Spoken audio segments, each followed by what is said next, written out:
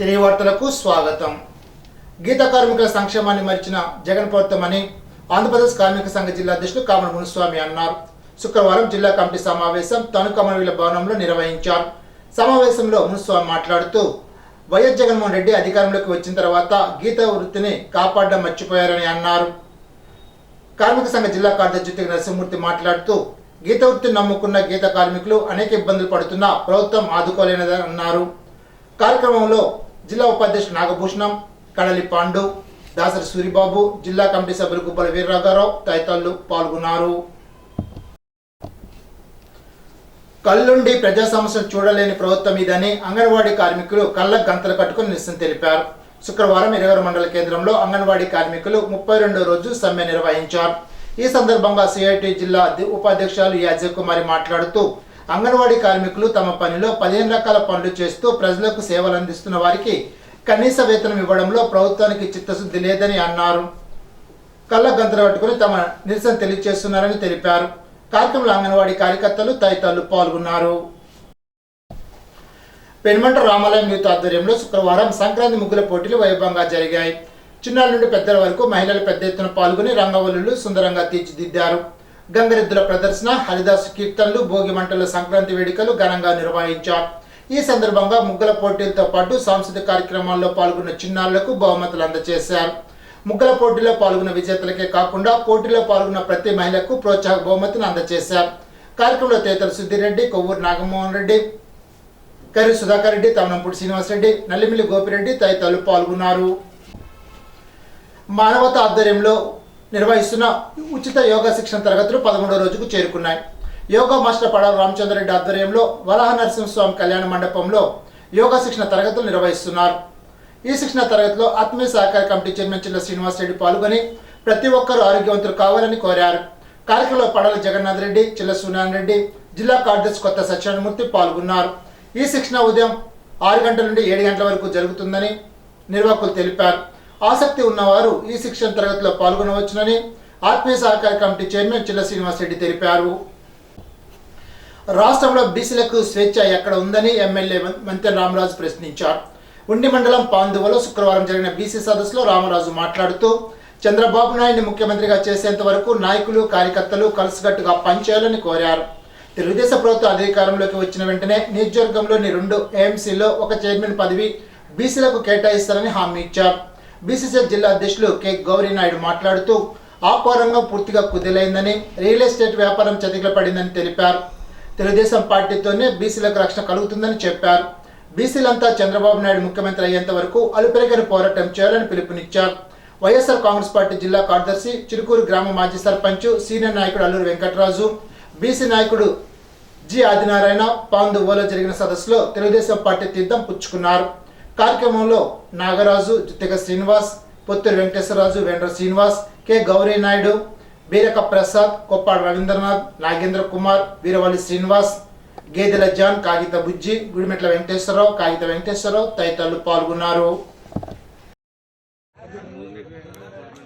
చంద్రబాబు నాయుడు గారు లాంచ్ చేసిన వెంటనే కూడా మన నియోజకవర్గానికి పండగ ముందర ఒక కార్యక్రమం చేయాలి మండల స్థాయిలో అని చెప్పినప్పుడు జిల్లా అధ్యక్షులు వెంటనే ఈ కార్యక్రమం పెట్టుకోవడం జరిగింది. బీసీ సోదరులందరికీ కూడా నా హృదయపూర్వక నమస్కారాలు తెలియజేసుకుంటా ఉన్నా. అంటే తెలుగుదేశం ఎవరిది, ఏ పార్టీ అంటే అందరూ కూడా మాట్లాడేది మొట్టమొదటిగా బీసీదని చెప్పుకుంటున్న ఇక్కడ కూడా మనందరం వెనుకబాటితనం అనేటిది లేకుండా అందరినీ సమన్యాయంలో చూసేటువంటి ఏకైక పార్టీ భారతదేశంలో ఏదైనా ఉందంటే మన యొక్క తెలుగుదేశం పార్టీ అని చెప్పి మీ అందరి ద్వారా తెలియజేసుకుంటూ జరుగుతూ ఉంది. ఆ రోజు బీసీలకి రిజర్వేషన్ 34% ఇచ్చి గౌరవనీయులు నందమూరి తారక రామారావు గారు పార్టీని తీసుకొచ్చి స్థాపించి తద్వారా గౌరవనీయులు నారా చంద్రబాబు నాయుడు గారు కానీ, లోకేష్ బాబు గారు కానీ, అచ్చెన్నాయుడు గారు కానీ, కళా వెంకట్రావు గారు కానీ అందరూ కూడా చక్కగా ఈ పార్టీని ముందరకు తీసుకెళ్ళడం జరుగుతూ ఉంది. మన రాష్ట్రంలో ఇప్పుడు ఉన్నటువంటి వైఎస్ఆర్ ప్రభుత్వంలో మరందరూ మేము ఇచ్చాము, దాంట్లో ఆ కమిషన్ ఇచ్చాము, ఇందులో ఇస్తున్నాం, బీసీలకి మేము పెద్దపేట ఇస్తున్నామని చెప్తా ఉన్నారు. ఎక్కడైనా ఒక్క దాంట్లో అయినా అధికారం ఉన్న దాంట్లో ఎక్కడైనా ఇచ్చారా?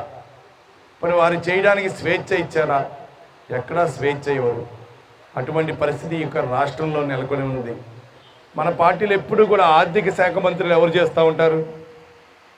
బీసీలే. ఎవరు? యలమల రామకృష్ణ గారు. మన పార్టీ యొక్క అధ్యక్షులు ఇప్పుడు ఎవరు? బీసీలు. మనం కూడా చూడాలి, అందరూ కూడా అచ్చెన్నాయుడు గారు. అంతకితం అధ్యక్షుడు కళా వెంకట్రావు గారు, బీసీలు. అట్లా అన్నిటిలో కూడా ఉన్నతమైన పదవుల్లో కానీ ప్రతి ఒక్క దాంట్లో కూడా చక్కగా చేసేటువంటి తెలుగుదేశం పార్టీ ఎప్పుడూ కూడా.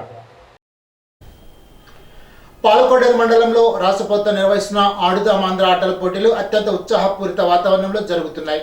విద్యార్థులు యువత చురుగ్గా పాల్గొని తమ ప్రతిభా పాఠవాలను చాటుతున్నారు. మండలంలో జరిగిన వాలీబాల్ పోటీల్లో 18 టీములు తలపడగా పెన్నాడ టీం ప్రథమ స్థానంలో నిలిచింది.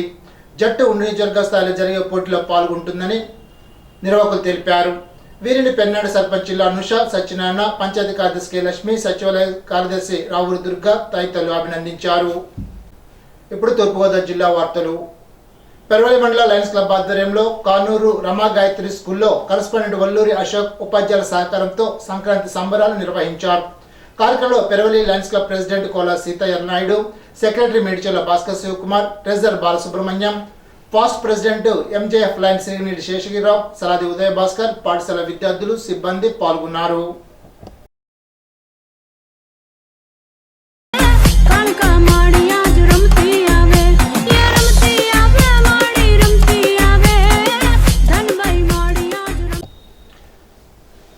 తణుకులోని శ్రీ వెంకటేశ్వర ఆలయంలో కూడారే ఉత్సవాన్ని నిర్వహించారు. ఈ సందర్భంగా 108 గంగాలతో పాయసాన్ని గోదాదేవికి నివేదించారు.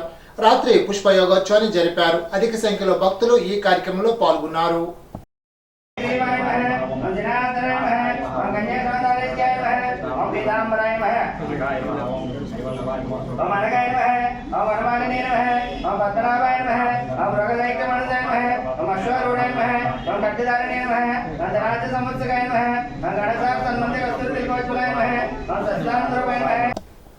ఈనాటి బంగారు మాట.